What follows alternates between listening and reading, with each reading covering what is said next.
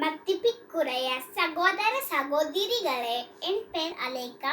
நான் 3ஆம் வகுப்பு படித்து வருகின்றேன்.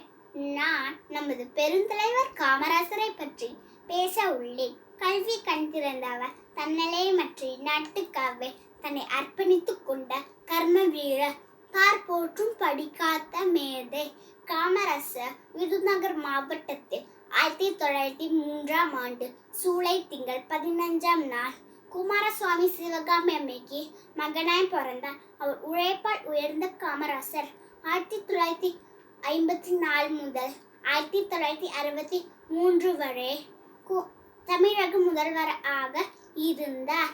ஊர்கள் தோற்றும் கல்விக்கூடங்கள் அமைத்து ஏழை மாணவர்களுக்கு மதிய உணவு திட்டத்தை கொண்டு வந்தார்.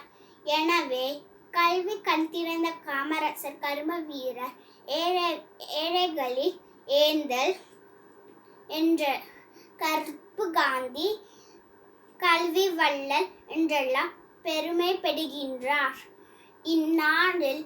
இந்நாளில் பெருந்தலைவர் காமராசர் சிறப்பை பகிர்ந்து கொள்வதில் நான் பெருமைப்படுகின்றேன். நன்றி, வணக்கம்.